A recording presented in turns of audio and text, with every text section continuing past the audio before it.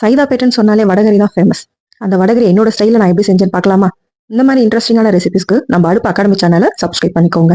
இப்போ 1 மணி நேரம் ஊற வச்சிருந்த கடலைப்பருப்பை ஒரு மிக்ஸி ஜாரில் சேர்த்துட்டு காரத்துக்கு காஞ்ச மிளகாய், 4 பல்லு பூண்டு, கொஞ்சோண்டு சோம்பு இதெல்லாத்தையும் போட்டு கொஞ்சம் குறகுறன்னு அரைச்சிட்டு அடைக்க தேவையான உப்பையும் சேர்த்து அரைச்சி எடுத்து இந்த மாதிரி வச்சுக்கோங்க.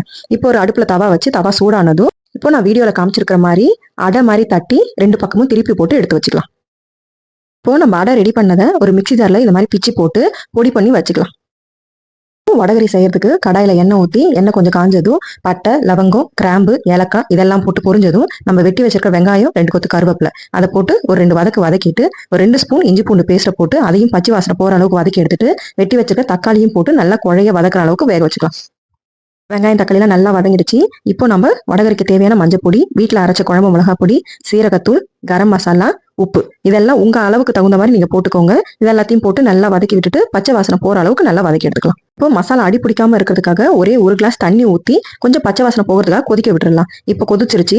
இந்த சமயத்துல நம்ம கிளறி விட்டு உப்பு காரெல்லாம் செக் பண்ணிட்டு நம்ம பொடிச்சு வச்சிருக்கிற அந்த வடை மிக்ஸையும் இது கூட ஆட் பண்ணிட்டு வடகரிக்கு தேவையான அளவு தாராளமா தண்ணியை ஊற்றிக்கோங்க. ஏன்னா கொதிக்க கொதிக்க தண்ணி வந்து திக்காயிடும், வடை வந்து இழுத்துக்கும் தண்ணியை. அதனால கொஞ்சம் நம்ம வடகரி டெக்ஸ்சரை விட கொஞ்சம் எக்ஸ்ட்ரா தண்ணி ஊற்றிக்கிட்டிங்கன்னா தான் கொதிக்க கொதிக்க அது கரெக்டான லெவலுக்கு வந்துடும். ஸோ இப்போ நம்ம வடகரிக்கு தேவையான தண்ணியை ஊற்றிட்டு நல்லா கொதிக்க விட்டுறலாம். ஒரு 2 நிமிஷத்துக்கு கொதிச்சா போதும். பாத்தீங்கன்னா ஒரு கொதி வந்துருச்சு. இன்னும் கொஞ்சம் வத்தனா நமக்கு வடகரி ரெடி ஆயிடும். அதனால அடுப்பை சிம்ல வச்சுட்டு அகைன் ஒரு 2 to 3 மினிட்ஸ் நான் கொதிக்க விட்டுக்கிறேன். அதான் வடகரி நல்லா திக்காகி நமக்கு தேவையான கன்சிஸ்டன்ஸ்ல வந்துடுச்சு. இந்த அளவுக்கு வந்தா போதும். இப்போ கொத்தமல்லி தூவி இறக்கணும் அப்படின்னா டேஸ்டான வடகரி ரெடி. இதை வந்து இட்லி, தோசை, சப்பாத்தி, பூரின்னு எல்லாத்துக்கூடயும் சாப்பிடலாம். வீடியோ சேவ் பண்ணி வச்சுட்டு ட்ரை பண்ணிட்டு எப்படி வந்ததுன்னு எனக்கு மறக்காம கமெண்ட் பண்ணுங்க. என்னோட வீடியோஸ் உங்களுக்கு பிடிச்சிருந்ததுன்னா லைக் பண்ணுங்க, ஷேர் பண்ணுங்க, சப்ஸ்கிரைப் பண்ணுங்க. பாய்.